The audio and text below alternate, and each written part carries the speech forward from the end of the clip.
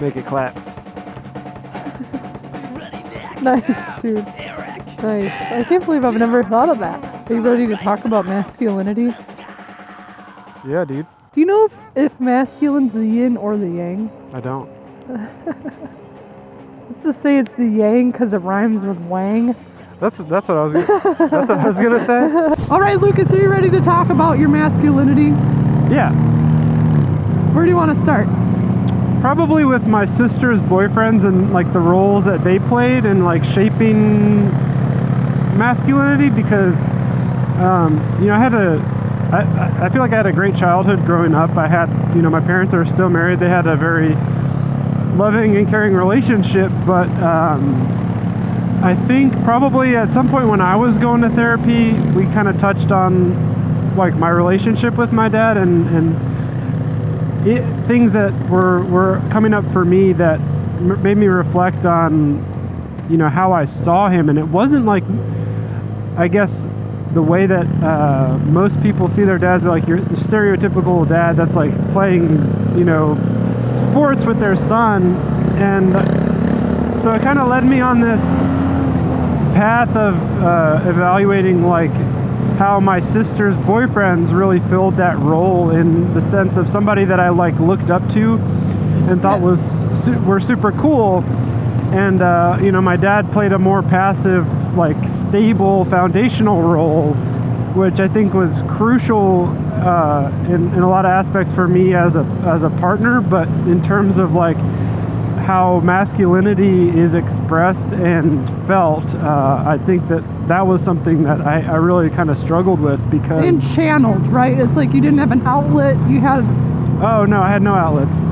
They tried all the sports karate stuff. I didn't have any of that. And like, if you look at me now and as a kid, like I needed something. I needed an outlet. Like I had a lot of energy and... Are you saying you should have had a dirt bike, Lucas?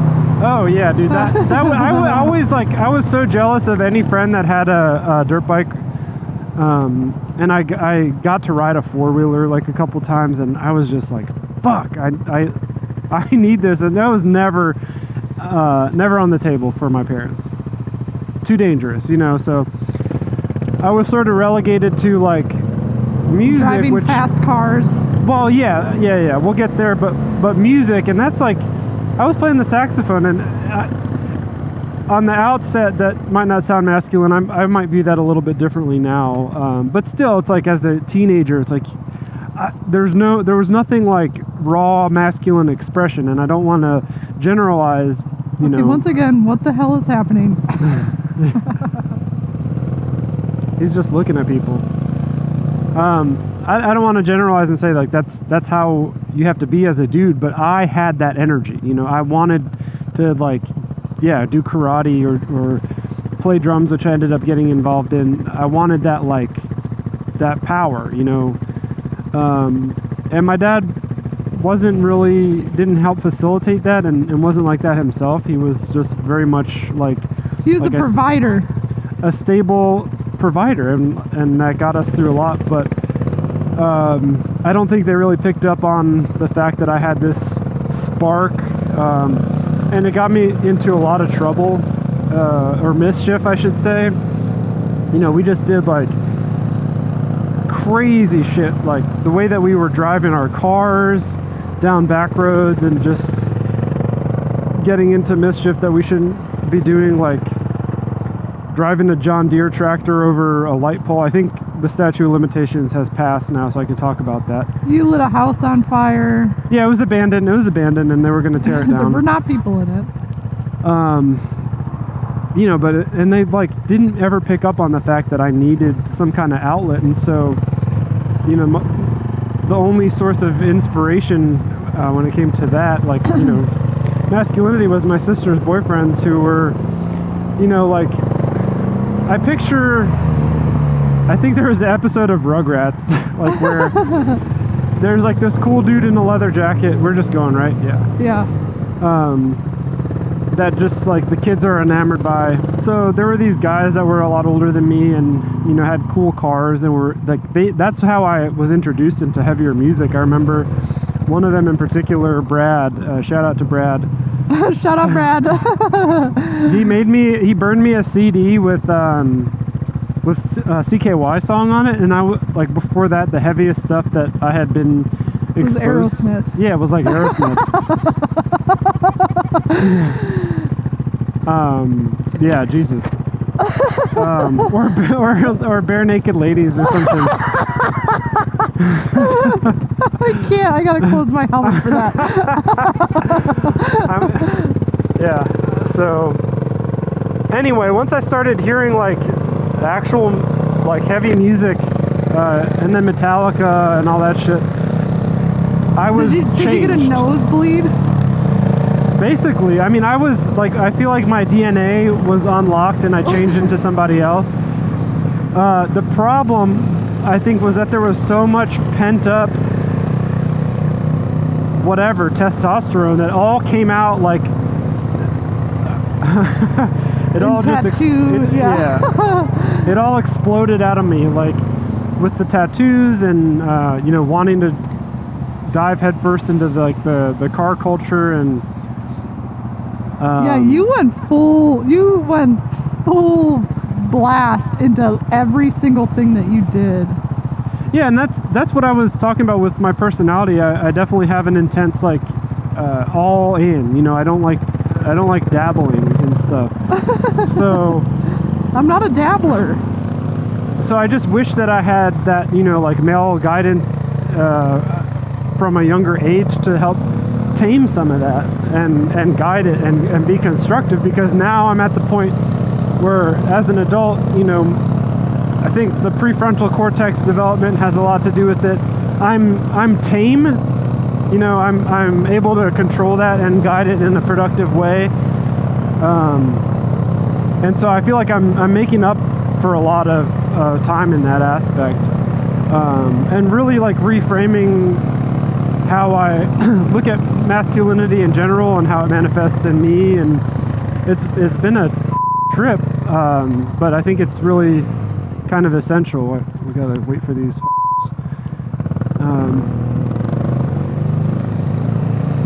you know, but I think it's essential as a father and as a partner.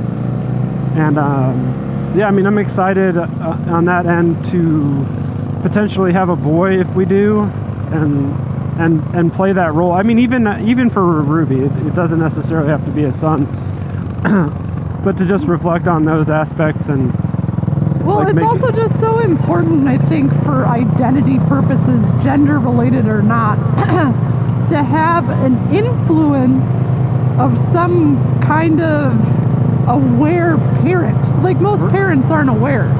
They're in their own, they're working or whatever, or they're listening to Bare Naked Ladies over and over again, and they don't care about showing you at least one Metallica song, you know. But it's important to have a parent that's like a little tapped into what's going on and treating you like an adult rather than just this fixture in your house that needs food. Yeah, they really had a passive role in the influence or the influential aspect, which again, looking back, I'm like, dang, I just wish that there was more probing, more communication in that. And I think a lot of guys go through that. Dude, we just watched that Tony Hawk documentary, and it's like his dad was older, right? Right. His dad was in his, 50s by the time Tony Hawk was like 6 or whatever. And I think he was like 50 when he had him almost. His mom was like 46 or something. Yeah, and his dad went balls in on skateboarding with him. You know, and that's so cool. I mean, he kind of got a little too hands-on, it sounded like, but he set up the National Skate Association. Yeah. And then look what happened. You got like a skater that changed an entire generation. He changed the sport. Because their dad was like, do this. Let's go. Let's get you. This is what you want to do. Okay, well, let's get you into competitions. And it goes to show how powerful. I mean, I also think that Tony grew up, it sounded like, having something to prove. Like, he never got along with his parents, and he had a lot of energy. He wasn't like your average kid, but like his dad saw that and did something about it. It's like you could change the world if you were just aware of it.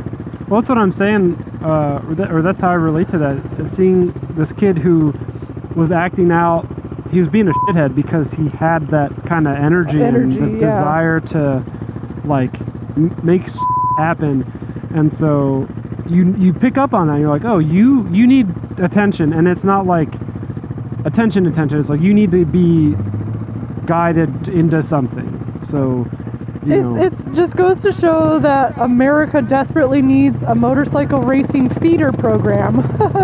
Yeah. Because there's so many little dudes and little ladies who are crazy and just need something to focus all their energy into.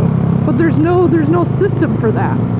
Like if your parents have money, sure, they can like put you in karate or they can put you in a sport. But I grew up broke as I was never gonna be. My parents were never gonna pay for extracurricular activities.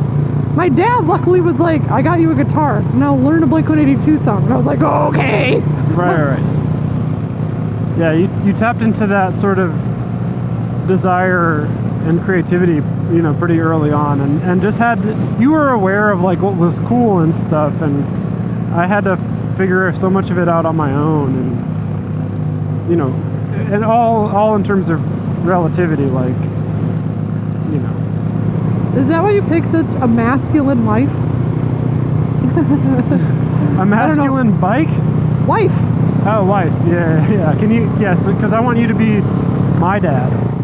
I'll be your dad, and motorcycles are a great replacement for dads, which is like a constant theme I keep thinking about coming back to. Well, you gotta be your own dad, I guess, or I do. Well, I think you gotta be your own parent. Starts with this generation. I don't know what it looks like in the future, but we're getting to a stability point where all of our needs are being met for a relatively cheap price. Let's say that this is before the economy potentially collapses, but a lot of our needs are being met, and we're waking up to the fact that emotionally we're all really kind of fractured, and there's a lot of problems in our culture and in society because of that. So yes, we must all learn how to be our own mom and our own dad, so that we quit. There's a new skate park. It's cool to start seeing skate parks come back, because I feel like they were gone for a while. Well, yeah, we just saw that in the Tony Hawk documentary. They tore down all the ones in California, and skateboarding took a nosedive for a while. Well, if a square plot can't have a mixed-use condo on it, then why is it even there, Yeah. I can't, relay enough to potentially my audience how important it is to be your own mom and to be your own dad. But it does take a lot of work, and it takes a lot of awareness and perhaps a lot of psychedelic drugs, if you're into that sort of thing, to essentially scrub daddy off all the psychic rust that we all have. Mm-hmm. Yeah, I think that did a lot of work for me, doing psychedelics, helping to reflect and unearth those subconscious boulders, especially in a way that's not triggering or just makes you depressed. You're like, okay, I see what happened and why I am the way I am. Yeah, I always felt like, for those of you who don't know, Lucas is probably 60% covered in tattoos? I think probably 70. 75. Okay. I don't know. We're getting there. Yeah. Yeah, you're getting there. He desperately wants his entire flesh to be covered. And I've always seen that as a side effect of not really having that masculinity channeled at an early age. Because you did. I remember when my dad died, and weren't you getting a tattoo, or you were planning on it? And you were like, oh wow, I'm definitely channeling the pain through that. Anyways, that's it, ladies and gentlemen. Thanks for tuning in, and it's been a real blast. I think we kind of covered the whole path of that, and I guess where I'm at now, like I said, is just reconstructing parts that I missed out on as a kid, now as an adult. Oh man, dude, all day. I don't have any regrets. I don't lament any of my childhood. I just understand. Oh, something burned. It's our house. Shout out to Priscilla for picking rad dudes, I guess, right? I mean, you could have like gotten into other stuff that was way less cool. Yeah, like lacrosse or something. But yeah, my dad, I think the reason that he was the way he was and just kind of that stable provider role is because that's what he had to do as a kid. You know, my grandma was a raging alcoholic, and so his dad had to just kind of like be. Were your parents first generation? No. Your grandparents were first generation. Yeah, they're first generation Americans. There's an element too of just like stabilization that immigrants are doing. They're not necessarily like cultivating a sense of identity. They're just trying to survive, you know? Right. Which is what your grandpa was trying to do. Yeah, and so that wasn't really instilled in my dad, and you know, it's like you only get one shot. You don't get to go back after you learned everything throughout your lifetime, and well, I guess you do when you reincarnate. But I was about to say, I was like, well, for this lifetime you get kind of one shot, I guess. Yeah, in this dimension. So yeah, but it's cool to be able to figure that out and do something with it, do something about it, and not be, you know, I've seen people in the past, I guess in previous bands that I've been in, that really succumb to that lack of father figure and just like, you know, spiral and implode, and you don't necessarily have to do that. You can, you know, you can find ways to supplement that and make up for it. It doesn't have to, you know, doesn't have to be a loss. It's just an opportunity it's just an opportunity to learn. We do have to respect though that everybody has different nervous systems, right? It's like if you have 4 kids come from a traumatic household, they're all going to integrate that trauma differently. Right. Right? So it's like, it's so easy to have the pull yourself up by your bootstraps when it comes to mental health, because it's like, look, this one person got out, and that's not to say the possibility isn't the same, but it's like for some people and the way that their nervous system works and how they process and integrate pain and trauma and loss and grief, they're going to function very differently because of that. Right. There's a huge diversity when it comes to healing. I wonder if there will ever be a way to figure that out on maybe genetically. Yeah, like, oh, you have this gene, that means that you're gonna just succumb to addiction, and means you're gonna be a poopy baby and you can't wipe your own butt. Yeah. Look, it's another Chevy Spark. God damn it.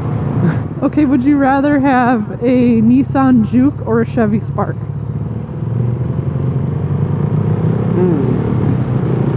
I think the Chevy Spark. Yeah, me too. Because you see, what you see is what you get with that, I think.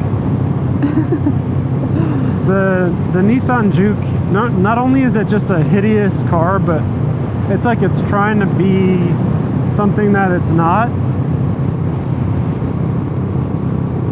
Whereas the Spark, it's just like, okay, you look at it, you know it's just a tiny piece of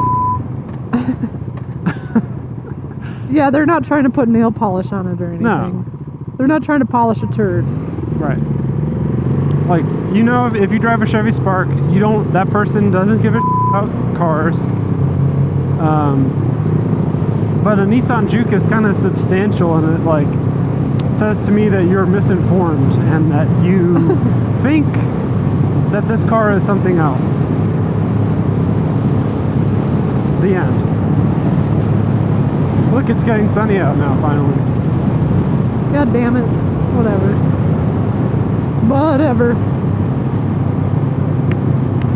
Alright, dude. Sorry. Remember when Ruby used to call weed whacker guys aliens? And I was always like, wait, I don't think they're illegal aliens. Oh, I think because she saw one once wearing like a crazy mask. Yeah, and she was like, alien. And I was like, huh? Okay, bye everyone. Goodbye, everybody.